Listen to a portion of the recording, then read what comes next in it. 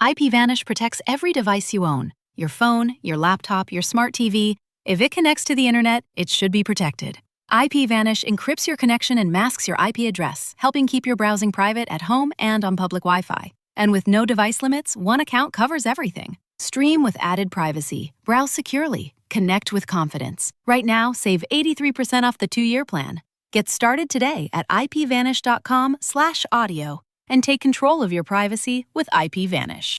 Oh, what are you doing? I'll tell you what you're doing. You're listening to the Elder Scrolls Lorecast. Either you are, or I'll be skipping rope with your entrails. Ta-ta. This podcast is brought to you by our patrons at patreon.com/Elder Scrolls Lorecast. Robots Radio. Games. Lore. Stories. Community. Just press play.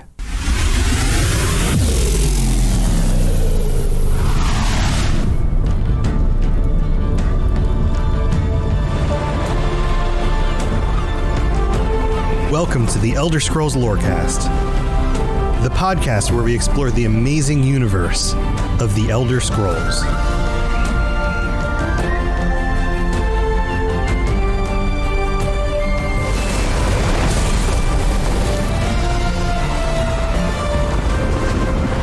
Adventurers! Welcome back to the Elder Scrolls Lorecast. This is your host, Tom, or Robots. I'm here with my good buddy, Lotus of Doom. Hello. Lotus, have you brought your sunscreen? At this point, I would be very okay just getting burnt at this point because we just had a blizzard where I live. Okay, you can still get sunburned into a blizzard afterwards. But no, I'm just totally on board with just direct rays of sun and heat. Sunlight. I'm feeling the Hammerfell right now. Yeah, man. We're going to Hammerfell. We're continuing our journey around Tamriel. We decided to skip the little bit of Cyrodiil that sticks out on the ocean as we move north from Somerset. Yeah, think of it like a conch shell. We're gonna go all around the continent and end in the middle. yeah. We'll do Cyrodiil at last. But yeah, we're up to Hammerfell. And obviously Hammerfell is known for the big Alakir Desert, which is the majority of the zone.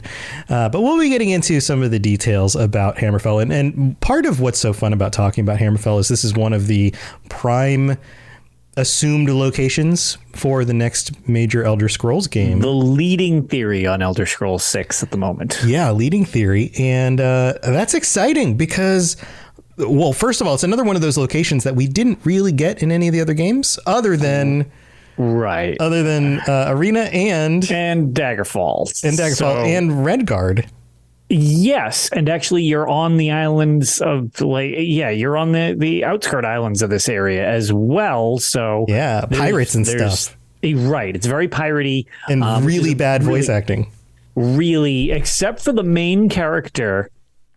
Awful voice acting. This was in the era of like voice acting in games was not a regular thing yet. So yeah, I just assumed they spent all their budget on the main character. Probably. Because that dude's voice is great. Everyone else, we'll just leave it at that. Right. Everyone else. Right. But in Daggerfall, we get like kind of the northern coastline area. A little bit. Yeah. I was going to say you in my playthrough series, I've actually just been dealing a lot with Sentinel, which is, kind of the top of the Alakir Desert and stuff like that. So you get the northern part area. That's interesting. You call it Sentinel. I call it I guess Sentinel. Sentinel. Yeah, I kind of like overemphasize that. Or just something. Like we mispronounced Nevada during the pre-chat. And, Nevada. Very Bostonian. It's Nevada. Nevada. I'm going to Nevada. I don't like that. I said it and I don't even like that. Las Vegas, Nevada. Wow. Well, now that we've butchered all types of pronunciation. Yeah. Oh, well, since we brought this up, we are still planning to get together with everybody. So if you are listening to the show and you're going to Las Vegas, let us know. What we're going to do in the future is set up a very specific channel on the Robots Radio Discord for like going to Las Vegas, ESO at Las Vegas or something like that. So that if anybody wants to chime in and say, hey, I'm going to be there, we can make a point to be like, okay, we'll look for you. And then any news about where we're going to be or if we're going to meet up, or even while we're there, if someone's like, hey, I'm going out for lunch, anybody want to join me or whatever, sure, you can post to that channel. Easy update. Yep. Yeah. So that's why we're talking about Nevada. Can I pronounce it like that, Rob? But anyway, let's talk about the Nevada of Tamriel. Perfect. Hammerfell. That segue was just chef's kiss. Mwah. Brilliant stuff. Thanks again also to Rob for that. So Hammerfell, also known as Haggith, the Deathland or Deathlands. This is another one of those titles that I'm just like, what? Wait, what? That's a thing? Yep. That comes from the Pocket Guide to the Empire, by the way, which is full of all sorts of these kinds of goodies. So it keeps coming up, right? And never racist. Never racist. and Volenfell, also named Volenfell. Yep. Now, this is the province that it borders a number of different places: Skyrim, Cyrodiil, High Rock, and for the most part is known for the Alakir Desert. But like we mentioned before, there's some other locations. There's a very long coastline with it's got almost like a peninsula on top of a peninsula, or underneath, I guess it would be south of. It's like a double peninsula, sort of. With other peninsulas on it. Now, I noticed, this is a really funny thing I noticed about the map. And for most of you who are listening on audio, go look up Hammerfell and go to the fandom.com website. No, is it the fandom? No, it was the UASP. If you scroll down to the bottom of the UASP one, you'll notice that the map of the region from Arena, Redguard, Morrowind, Oblivion, and Anthology are all here. Now, I noticed that there's this one, you'll see the main peninsula, right? And then south from that is a little tiny thin peninsula that goes into like a bigger section. Yes. That part is redrawn differently from Arena to Redguard, and then specifically in Morrowind, there's a region that goes on the right side that goes up rather than coming down off the peninsula. It's this weird little thing I noticed. And then by Oblivion, it was fixed back to the Arena version. Back to the Arena version. It's weird because it's definitely one of those map inconsistencies that is literally consistently inconsistent. There's a few of those, and this is one of them where it's just always changing depending upon which game and area you're in and stuff. Do you think maybe that little part of the peninsula is like sometimes the water is higher or lower, and so... Oh, that'd be like kind of over time, parts of it sank or something. Yeah, so it's not even like a situation where, there's the map fallibility of the people, supposedly in lore actually trying to graphic it out because there's, real life map inconsistencies. Right. But this one's actually, they're just looking at it and finding that it's different based on when it's taking place. That would be kind of amusing. It's wouldn't that be weird? No, these aren't inconsistencies. It's literally changing. That'd be kind of amusing. Yeah. So this region is exciting. I think this would be a really cool place to visit in the next Elder Scrolls game for a number of reasons. First of all, there's the Redguards, and we're not going to get too much into history of the cultures and things like we've mentioned with these. We're mostly talking about the land and the locations and things like that. But one thing to keep in mind is that Hammerfell has a very old history. Before the Redguards, the Regatta, showed up and migrated to Tamriel, which we've talked about in some of those episodes, this region was inhabited by other people. The deserts, for the most part, weren't super inhabited as far as we know. Yeah, so sort of always barren, as deserts tend to mostly be. Right. And for the most part, they had like giant scorpions and beasts and things that would keep people out of them anyway, not to mention they're a desert. So why would you want to settle in a desert where you don't have any water? Yeah. But this area of Hammerfell was also inhabited by the Needs before the Regatta got there, because the Needs showed up first. But even before that, by the Dwemer. There are Dwemer ruins. There sure are. In this region. So having a game that comes directly after Morrowind and, I guess Skyrim directly after that with all the Dwemer ruins there, but also Dwemer ruins in places like Morrowind and a little bit were there Dwemer ruins in Oblivion? No, it's pretty much all Ayleid ruins. I think it was all just Ayleids. I don't remember if there was even a single one. Somebody's going to correct me on this. But anyway, having previous games with Dwemer ruins and then to be able to move into an area like Hammerfell so far away from the main location of the Dwemer over in Morrowind and then places in Skyrim. But you still encounter some of that because, the current bridge to all the games with filling stuff out is Elder Scrolls Online. And ironically, there is a dungeon just called Volenfell in Elder Scrolls Online. And it involves a group kind of like going through the remains of a Dwemer. It's not really a dungeon, but it's a dungeon based on coding, like in game, but it's like a region because a lot of it's outside and you're trying to find which areas have caved in and which haven't and how you can excavate different things. And it's all Dwemer based. So it's kind of neat. And so much of it being desert. And I mean, we're still excavating places in Egypt. Like human beings are still finding things lost to time in the deserts of the Sahara. Imagine all the stuff that could be underneath Hammerfell or the Alakir Desert. So you've got a lot of cool stuff there with that. You've got the cultures and the cultural connections and the history there. So that's exciting. But then you also have some of these other regions like the coastlines, which are more likely close to the jungle regions are more likely along the coastlines and close to some of those locations. Grasslands. There are other places that are part of Hammerfell, and it butts up against Skyrim. So you've got mountains over on the east side. You've got mountains and then other locations near High Rock that are a little bit closer in, kind of scenery wise to those locations as well. It's actually I always just think desert, but there's so much more there. There really is. And it's like, even though the majority of it is very deserty, it's like you had mentioned, the coastlines, very tropical.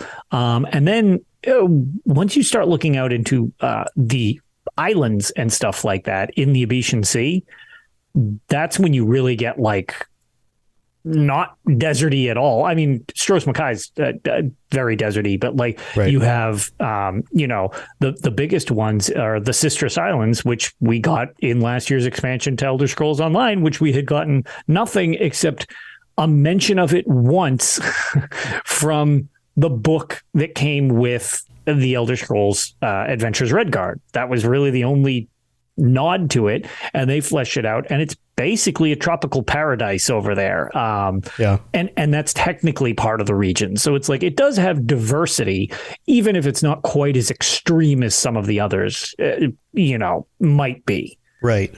And I think it would be an exciting location to visit. Also, you have the cultural stuff, which, again, we're not going to dig into too much, but lots of coastline, pirates, like all of that kind of cultural side of it. And the Redguard are just freaking awesome. And they haven't gotten their due diligence yet in any of the stories for real. I'm a big fan of like doing more Redguard stuff. I think their architecture is really cool.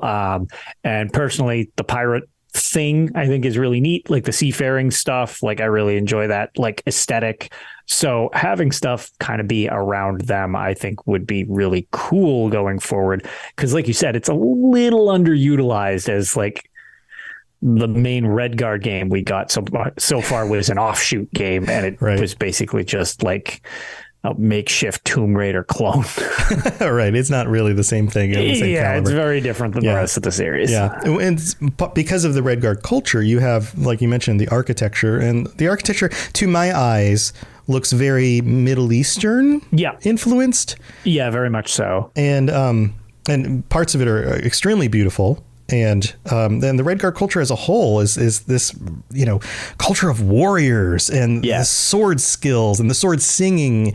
And there's a diversity even among the Redguards, those who hold to more of the traditions and those who are more progressive.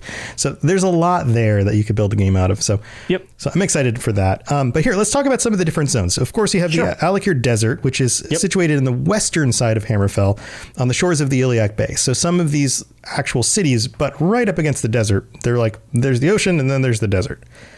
And this borders Bankurai to the east. The main city is Sentinel, which you mentioned. Other locations include Lainlin, Bergama, Kozinset, and Satakalam. Yeah, Satakalam. Satakalam. Again, feel free to try to phonetically get us to not screw these names up. Yeah. This also contains the Dwemer city of Volenfell, which you mentioned. Yep. And the lost city of Tatambu. Yeah, I think I pronounced it's a that public right. dungeon in ESO. If you're curious, that's the actual in-game thing. It's basically underground. It's been like buried, so it's pretty cool. Yeah, and then there's also the Motalian necropolis. Yes, which is another interesting location. It's one of two that I know of necropolises. Yes, in Tamriel. The other one being in Morrowind. Right, the Necrom, which is where we'll be going next. Necrom. Yep. So there's that location, and you can go visit Sentinel currently. Then there's Bankarai, which is a cool name. Yes, Bankarai is a cool name. They have one of my favorite names in this region, which we'll touch on it. Okay, yeah. So also known as the Fallen Wastes. Right. The Fallen Wastes, was that it? Fallen Wastes? No, not the Fallen Wastes. It's situated in northern Hammerfell. The region borders Alikir to the west and Craglorn to the east. Another cool name. All the regions in this area have like such cool names. It also borders northern Bankarai, which is part of High Rock across the famous Bankarai Pass. Yes. The main city is Holland's Stand, formerly named Ajwambu. Yeah. Yep. Ajwambu. That's a good one too. The Hall of Heroes is also located here. During the mid-Second Era, at the time of the Daggerfall Covenant, Bankarai as a whole was ruled by the High Rock city of Evermore. Did we hit the name that you wanted to? Oh, no, not yet. No, not yet. We'll either get to it or I'll just chime in if it doesn't specifically mention it throughout our list. Because unfortunately, I think it sounds really awesome, but unfortunately, it is woefully underdeveloped. I just think it has a really badass name. That's okay. But this area is mostly desert, except for it's kind of more rockier and rougher, a little bit more, I don't know, not mountainous, but just rocky. Not as sandy. Not mountainous, but like, I guess craggy. I feel like there's a good name for what it is, because they're not like huge mountains. It's just the terrain is super rough, and it's like they're exposed rocks in constant hills. Right. So then there's Craglorn. So Craglorn is the region of northeastern Hammerfell. It borders Bankarai to the west, Skyrim Holds of Falkreath and the Reach to the northeast, and Cyrodiil across the Colovian Highlands to the southeast. The main cities are Dragonstar and Ellenher. I don't know. Sounds what that very heroic. Yeah, it sounds like something you yell when going to battle. The region was the last bastion of the Needs, and the remnants of their civilization can be found there.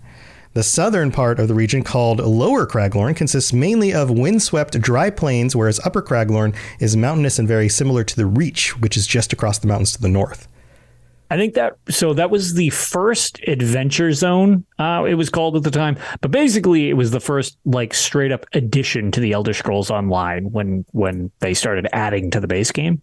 Yeah, it's a cool area because it doesn't feel deserty. I thought it was really areas. Like cool. I really liked that region because it's a good mix of kind of all of what we've mentioned, except for because it's landlocked, except for like the coastline bit. It's got some of the rocky, craggy terrain. It's got desert portions, right? But it's not like the sandy desert like the other zones. It's more like just like it's more of like in between areas that are just kind of. It is. It's honestly kind of like if you took arid. All of the demographics and from Hammerfell and just kind of smushed them together. It's like the weird like adjoining of all of the different climates in one zone. The best of hits. Yeah, exactly. It's the best of hits region. So there's that. So there's Craglorn, and then there's Ikadag. Is this the word you were looking for? Nope, we're getting there. Ikadag's an interesting one. It is. Ikadag is a countryside in Hammerfell and is famously where King Sepphoris I battled Emperor Uriel III in the War of the Red Diamond before the latter's capture. Interesting. I don't know much about Ikadag.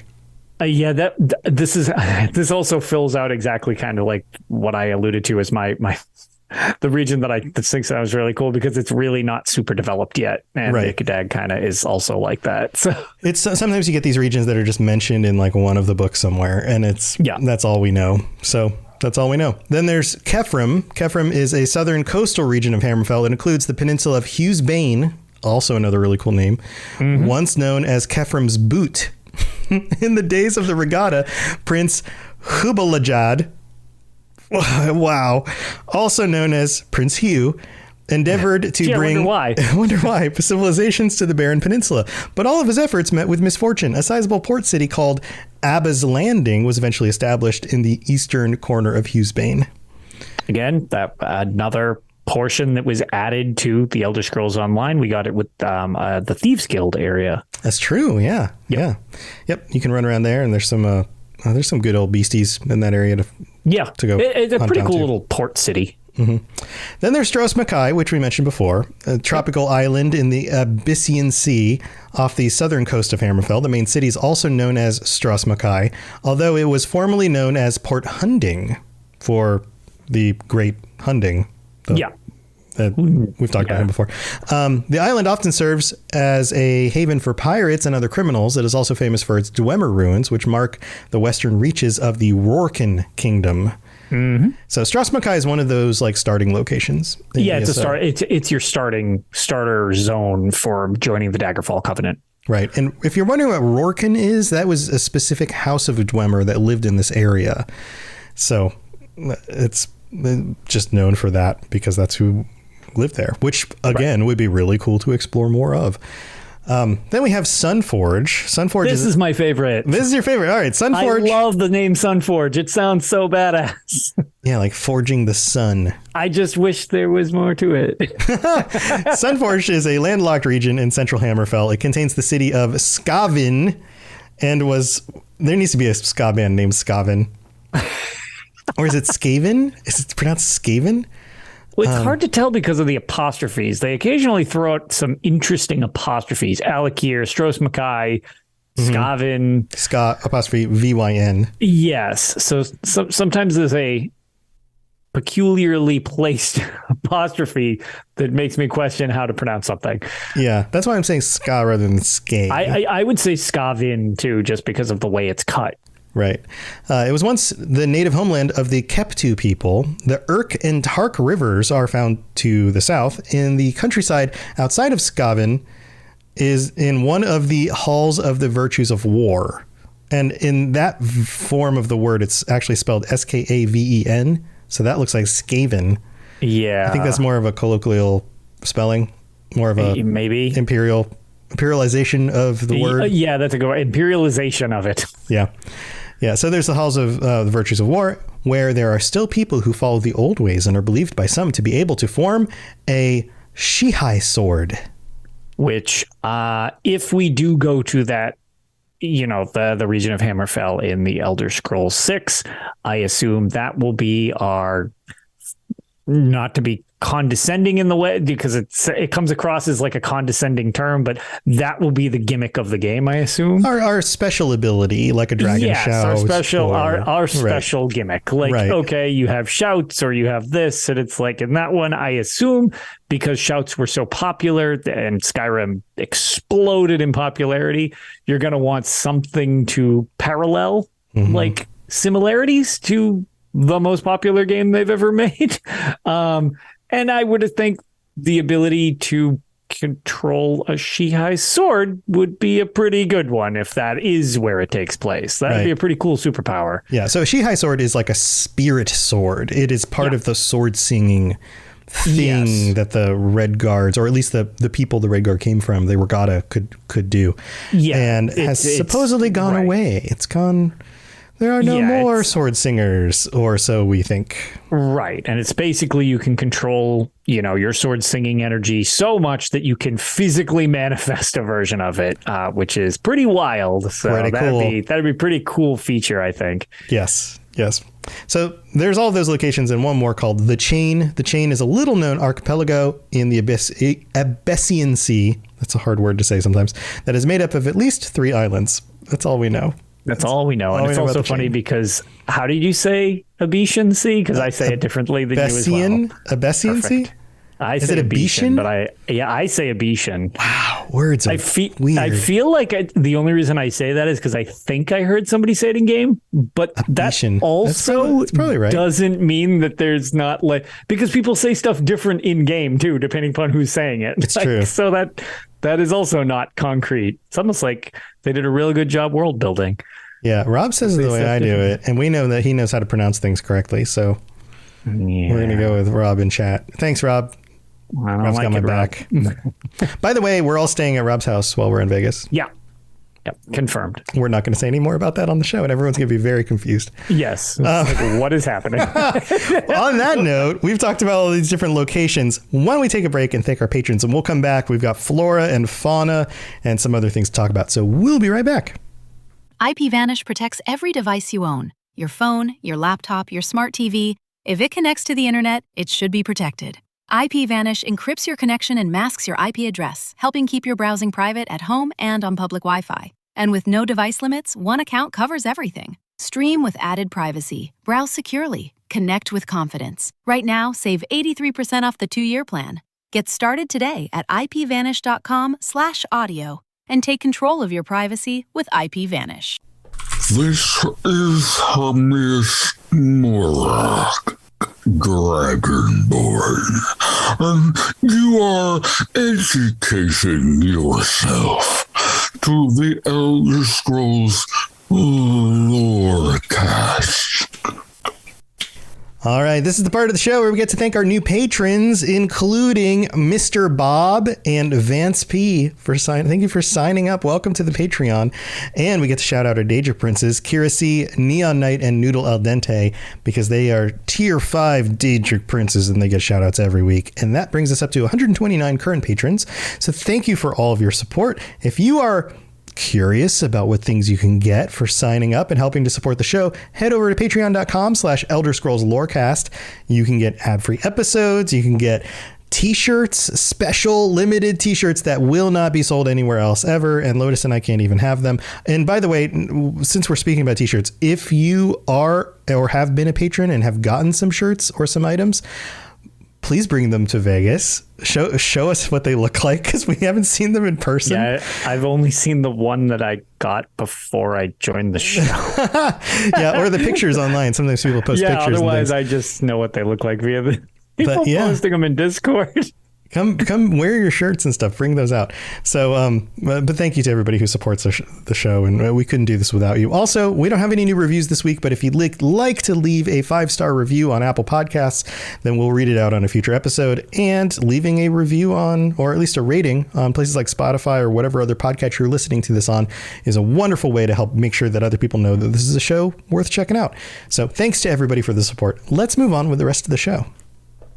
You're listening to the Elder Scrolls Lorecast, dear child of cities. That is why the Night Mother loves you. So we're back, and Lotus, we went through most of these locations, which mentioned most of the notable places. Yeah, we kind of covered the notable places for the most part. I'm gonna just read them all out, and if there's any of that stick out to you that you want to add a little bit more to, then let me know. So we've got Abba's Landing, Azra's Crossing, Dragons. The only reason I'll stop you with that one. Okay. Because I like to add some really bizarre tidbit from the series. Azra's Crossing is actually where you start the game, the Elder Scrolls Travel Shadow Key. Really? Oh, so yes. There's a Hammerfell location in Shadow Key. Yes, in fact, Dragonstar is actually in Shadow Key as well. Wow. Okay. Yeah. So that one, Azra's Crossing, I just figured that one specifically I wanted to bring up just because it's like that's going to be our weird pull for the episode. Shadow Key was in this region. Yeah, that's cool. That's cool stuff. Yep. And then Dragonstar also, which Dragonstar is actually a major quest point. That's got to be a band name, right? There's got to be a band named Dragonstar. Dragonstar. Yep. There is. Yep. There just searched it. Go check out Dragonstar. Perfect. They didn't sponsor the show, and I have never listened to them before. And if they're awful, then don't blame us. Sorry. But that's obviously a band name. And most of these could be band names, or at least the names of songs, if they're words that are stuck together that are like English words. Like the next one, Ellen here. Nobody knows whether that's not a band name, right? So Ellen here, Gillane, which is a town in southern Hammerfell, lying west of Tanith and southeast of Sentinel. So it's another just one of those locations you can visit. Hallin's Stand, Hegath, we mentioned that, Rehad, Sentinel, Skaven, Strass Mackay, and Tanith, which the rest of these we mentioned before. Yep. All right, let's talk about all that wonderful flora in the desert. Perfect. All right, I'll cover this whole section. This is going to be really in depth. So buckle your seat belts and all that, because this is going to be a long thing. It's a desert, so there's basically palm trees and cactuses. The end. That's it. Guess what? Palm trees near the coast, cactuses near the rest of it, all over. Yeah, it's actually pretty arid, and there's actually just not a lot.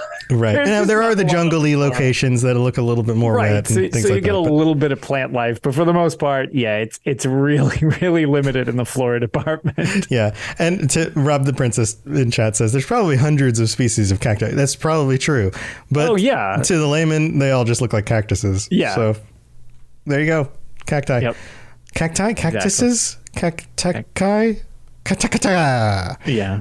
Anyway. Smeese? I don't know. What about the fauna? Let's talk about the fauna. Okay, fauna we can actually do something more elaborate with, as there are some creatures. But again, it's hot and dry, so you get a lot of weird stuff. You had actually mentioned that the Alakir Desert wasn't so hospitable because of some of the creatures that are chilling there. Well, it's another reason why we know the Redguards are so formidable, is that they are the ones who were able to settle in this area and took on the beasties in order to like clean it out, in order to make it livable. And some of the things are pretty unpleasant. The first one that's actually mentioned on the UESP, I think is definitely worth noting. They're called dune rippers, which these things are pretty horrifying to actually look at. They're basically like an armor-plated. Oh, they're cute.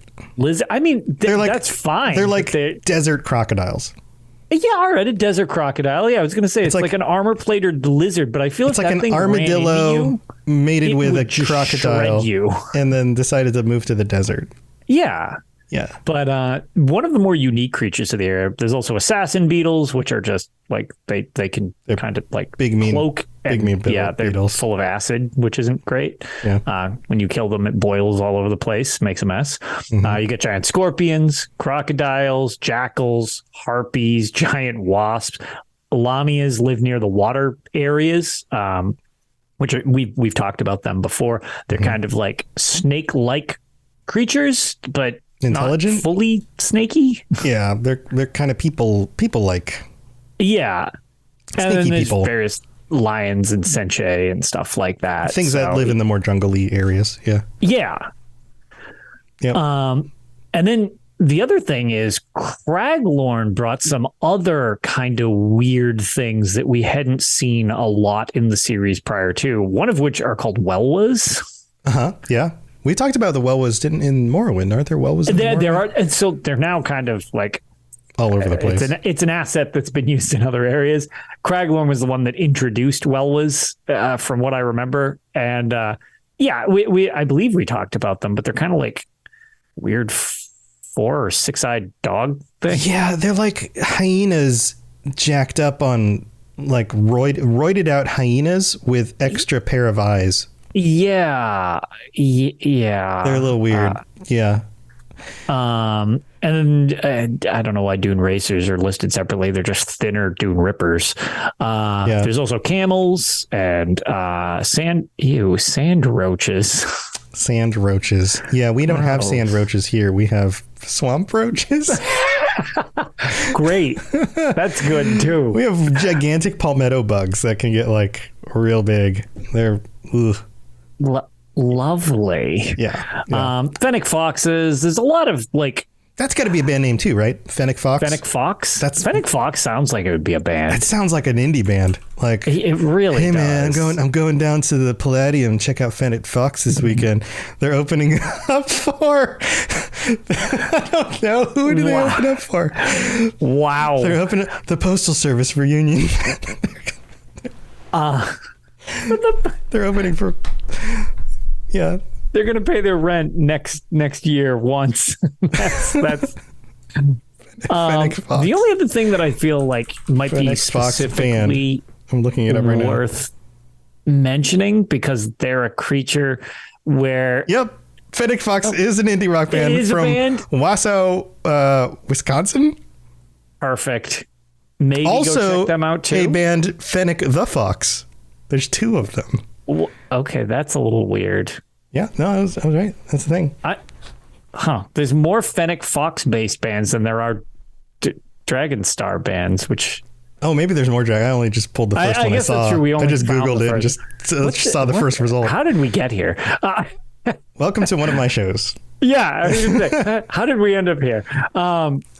What was I going to say? Oh, the only other thing that I specifically wanted to mention, they are an ESO, but I always joke that they're much more notable because you encounter them frequently in Shadowkey, like we had made reference to before.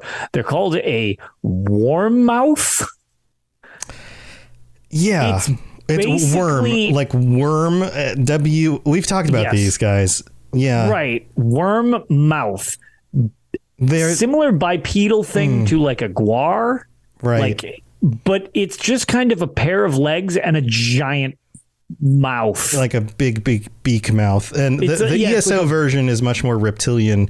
The old Shadowkey version is like this poor, terrible bird made out of 12 polygons. It is horrific bird monster. Oh, God.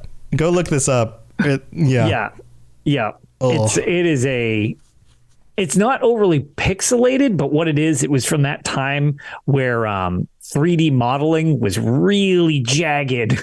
Think of the rocks from the region and then turn that into a creature and you have one of these. Right.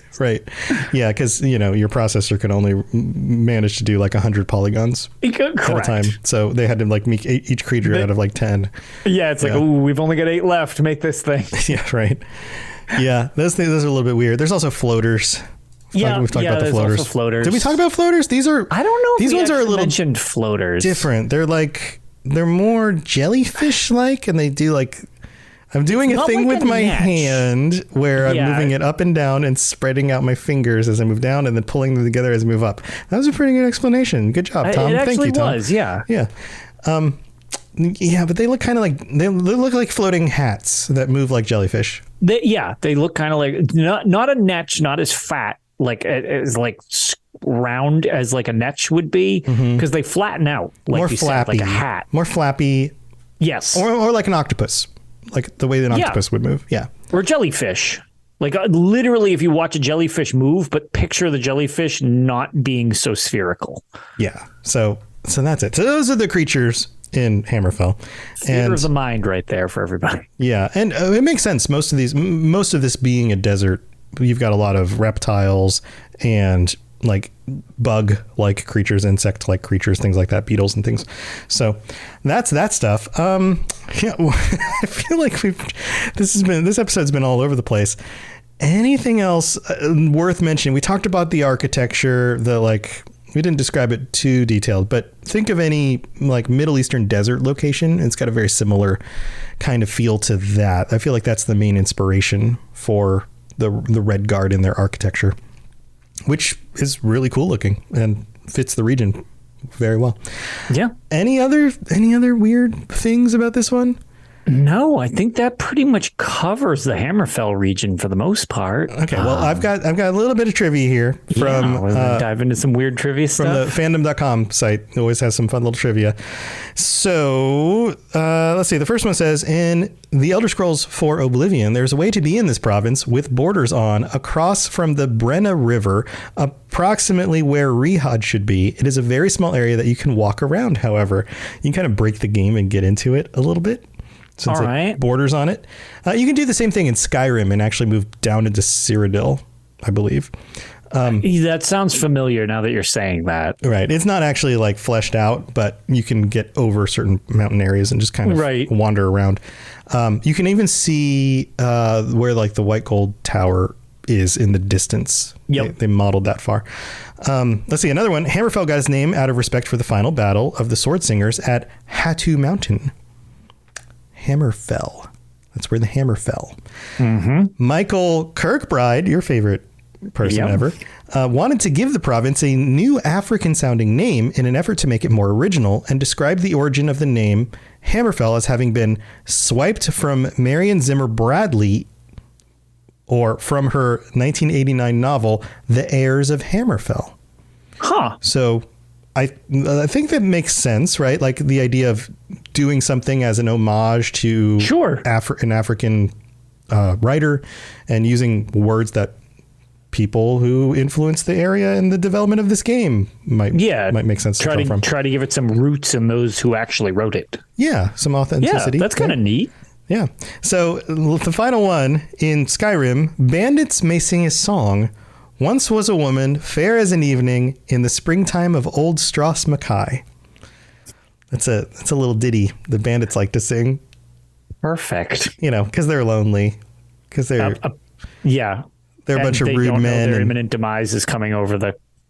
Yeah, they didn't know that the Dragonborn just is going to like yeet them off a mountain with a shout. Yeah, then I'm like, ooh, there's 42 cents worth of stuff here, and then just blast them into the stratosphere. right. Foos. Yeah, gone. So there you go. That's Hammerfell. And man, if we were okay, so let's say 4 years go by, and we get this is optimistic. 4 years in the next 4 years, we get the next Elder Scrolls game. And we're going to have to come back to this episode if it does actually take place in Hammerfell, because a lot of this information is going to be highly updated. Yes. Somehow I feel like if this is the region for the next mainline numbered Elder Scrolls game, it's going to get expanded quite a bit. Yeah. So we're going to have a lot more to say about this. So if you're listening to this 4 years from now and you're like, you guys totally missed the mark on Hammerfell. Well, guess what? The new game wasn't out yet. So... Also, in 4 years, you can tell us that, man, I wish this game was out at this point. Because it still won't be. Oh, man. Yeah, they pushed back Starfield to the fall. That means we're getting Starfield in the fall of 2023. When's the earliest you think we'll get the next Elder Scrolls? So originally, like several years ago, I actually made this joke on the old unofficial Elder Scrolls podcast before we kind of became the unofficial Elder Scrolls podcast at Tales of Tamriel. I said, strap yourself in. 2035 is going to be a great year when we get Elder Scrolls 6. And every year that goes by, it concerns me that we're getting closer and closer. And I'm like, oh, God, if that actually happens, what have I done? Wow, 12 years still? Yeah, no, I think I can't imagine it would be that bad. Oh, Rosticus in chat says 2030. 2030. All right. I think, okay. So they have in the past turned out new games or sequels to games in a 4 to 5 year development time. That has happened. Like the distance between Oblivion and Fallout 3 and Skyrim is pretty short. And those are still some big games.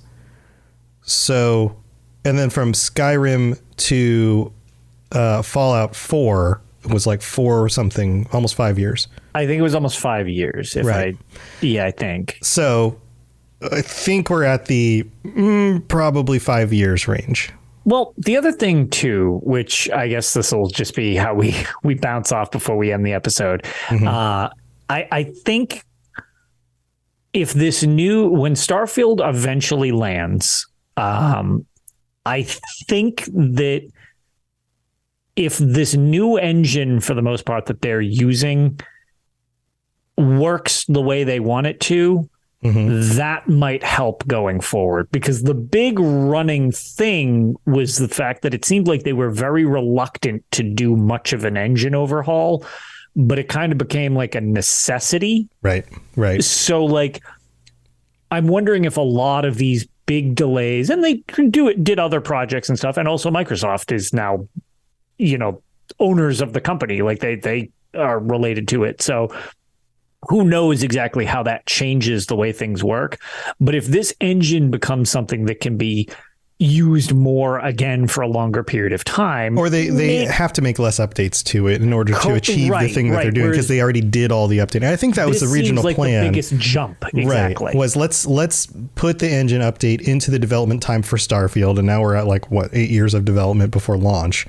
Right. And so if you put that as 5 years of building out the game and 3 years of, and I know you can't actually split it that way, but 3 years of engine development, now you don't have that 3 years of engine development for the next Elder Scrolls game. So maybe you could churn that out in 3 to 4 years, hopefully.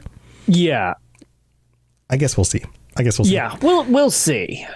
We'll see how that goes. Well, that's it for Hammerfell and for our speculation. But, only time will tell. Lotus, yep. Anything else you want to share before we head out? No, I was going to say not really on my end, as I'm preparing for being away pretty much all of next week, as I have something that I actually an NDA'd about, which is kind of weird, but it does relate to this type of stuff. So stay tuned. When I can talk about it, I'll be happy to. All right. And then it goes right into PAX East. So I'm going to be really, really indisposed Nice. for the next week. It'll be fun, but I'll also be very, very tired. So I had talked to you. You'll probably end up running we'll do an episode next week. Well, I'll figure it out. I'll figure something out. I'm not sure if it'll be a live episode or not, so we may not actually have video for it. Be missing in action, right. So but we'll figure it out. I'll figure something out. So expect an episode next week as normal, just without a Lotus. We won't have no Lotus here. So missing one Lotus. Hopefully I'll be returning with lots of fun stories and stuff. Yeah, we'll have fun. I think I might know what you're doing, but I won't say it live on the show. Have a fun time with that. Come back and tell us when you can. And absolutely, we'll look forward to it. All right. But yeah, we'll have an episode next week. And of course, if you're looking for other shows, if you're looking for other Elder Scrolls shows or other shows about Bethesda games like Fallout and Starfield, I've got shows for those. You have all sorts of awesome stuff. Go to robotsradio.net. Check all that stuff out. Lots of awesome content. And thanks for tuning in, chat. Thank you for being here, everybody. Thank you for supporting the show. And we'll see you next time. Stay safe out there in the desert where there's big old weird monsters and stuff. We'll see you guys next time. Bye, everybody. Bye, everybody. Thanks for joining us. We'd love to hear from you. You can reach me on Twitter at robots_radio or Lotus of Doom at Lotus of Doom. Also, you can join us on the Robots Radio Discord channel. You can easily just search Robots Radio Discord on Google or check the description underneath the podcast. Also, this podcast is recorded live every week on Thursday nights, 9 p.m. Eastern, 6 p.m. Pacific on the Robots Radio channels on Twitch, YouTube, and on Facebook. So just search Robots Radio on any of those platforms. Come join us. We'd love to chat with you while we record the show, or before or after. Either way, just come hang out with us. And if you're looking for more information about my shows and the shows on the Robots Radio Network, go to robotsradio.net for all the information about all the shows on the network, including the Robots Radio Rocket Club, where I help both new and existing podcasters to grow their shows, build their audiences, and create the best podcasts they possibly can. All of that at robotsradio.net. We'll see you next time.